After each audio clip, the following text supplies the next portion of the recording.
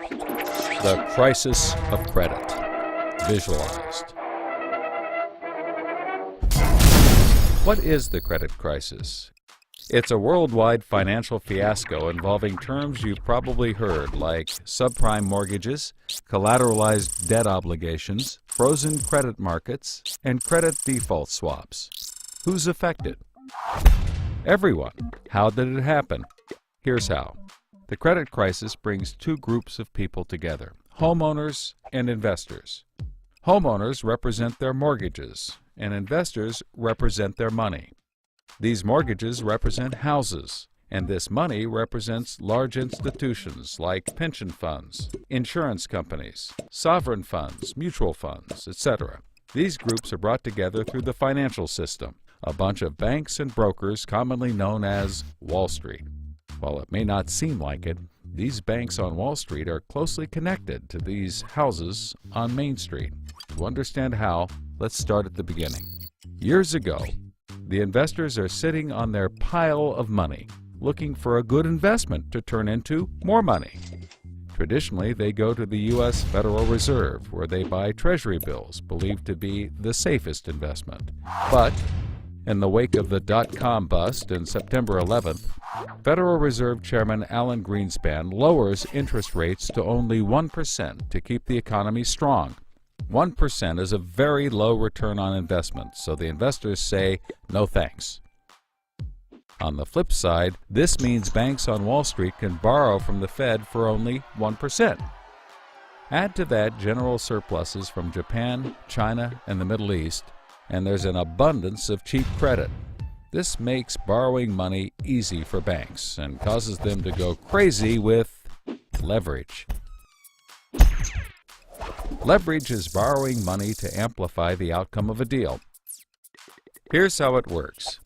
In a normal deal, someone with $10,000 buys a box for $10,000. He then sells it to someone else for $11,000. For a $1,000 profit, a good deal. But using leverage, someone with $10,000 would go borrow $990,000 more dollars, giving him $1 million in hand. Then he goes and buys 100 boxes with his $1 million and sells them to someone else for $1,100,000. Then he pays back his $990,000 plus $10,000 in interest. And after his initial $10,000, he's left with a $90,000 profit versus the other guy's $1,000. Leverage turns good deals into great deals. This is a major way banks make their money. So Wall Street takes out a ton of credit, makes great deals, and grows tremendously rich, and then pays it back. The investors see this and want a piece of the action, and this gives Wall Street an idea. They can connect the investors to the homeowners through mortgages. Here's how it works. A family wants a house, so they save for a down payment and contact a mortgage broker. The mortgage broker connects the family to a lender who gives them a mortgage. The broker makes a nice commission. The family buys a house and becomes homeowners. This is great for them because housing prices have been rising practically forever. Everything works out nicely. One day, the lender gets a call from an investment banker who wants to buy the mortgage. The lender sells it to him for a very nice fee. The investment banker then borrows millions of dollars and buys thousands more mortgages and puts them into a nice little box. This means that every month he gets the payments from the homeowners of all the mortgages in the box.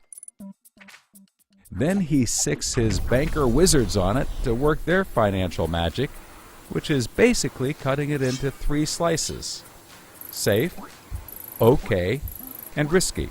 They pack the slices back up in the box and call it a collateralized debt obligation, or CDO.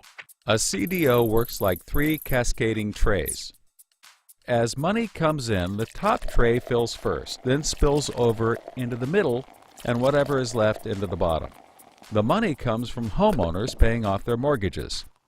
If some owners don't pay and default on their mortgage, less money comes in and the bottom tray may not get filled.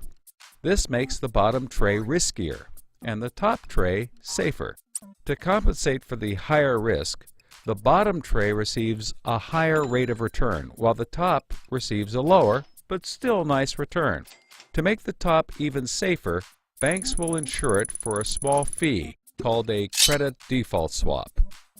The banks do all of this work so that credit rating agencies will stamp the top slice as a safe AAA rated investment, the highest, safest rating there is.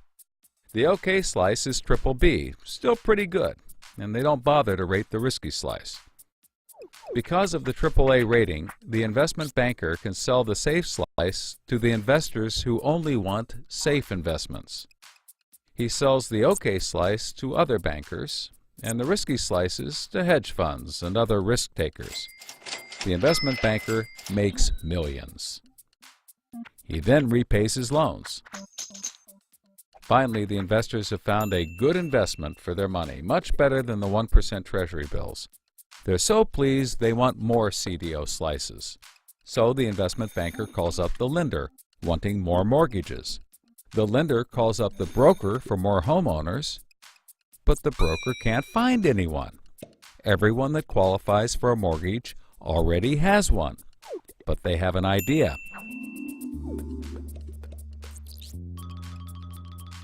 When homeowners default on their mortgage, the lender gets the house, and houses are always increasing in value. Since they're covered if the homeowners default, lenders can start adding risk to new mortgages, not requiring down payments, no proof of income, no documents at all. And that's exactly what they did. So instead of lending to responsible homeowners, called prime mortgages, they started to get some that were, well, less responsible. These are subprime mortgages. This is the turning point. So, just like always, the mortgage broker connects the family with a lender and a mortgage, making his commission. The family buys a big house. The lender sells the mortgage to the investment banker, who turns it into a CDO and sells slices to the investors and others. This actually works out nicely for everyone and makes them all rich. No one was worried because as soon as they sold the mortgage to the next guy, it was his problem. If the homeowners were to default, they didn't care. They were selling off their risk to the next guy and making millions, like playing hot potato with a time bomb. Not surprisingly, the homeowners default on their mortgage, which at this moment is owned by the banker.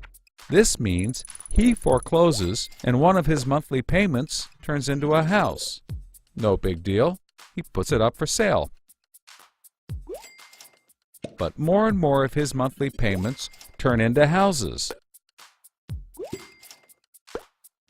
Now there are so many houses for sale on the market, creating more supply than there is demand, and housing prices aren't rising anymore. In fact, they plummet. This creates an interesting problem for homeowners still paying their mortgages. As all the houses in their neighborhood go up for sale, the value of their house goes down, and they start to wonder why they're paying back their $300,000 mortgage when the house is now worth only $90,000. They decide that it doesn't make sense to continue paying, even though they can afford to, and they walk away from their house. Default rates sweep the country and prices plummet. Now the investment banker is basically holding a box full of worthless houses. He calls up his buddy the investor to sell his CDO, but the investor isn't stupid and says, no thanks. He knows that the stream of money isn't even a dribble anymore. The banker tries to sell to everyone, but nobody wants to buy his bomb. He's freaking out because he borrowed millions, sometimes billions of dollars to buy this bomb, and he can't pay it back. Whatever he tries, he can't get rid of it. But he's not the only one. The investors have already bought thousands of these bombs.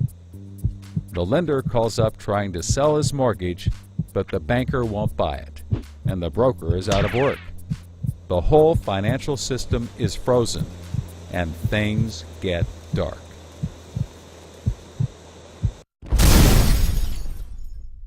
Everybody starts going bankrupt. But that's not all. The investor calls up the homeowner and tells him that his investments are worthless.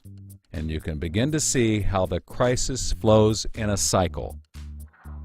Welcome to the crisis of credit.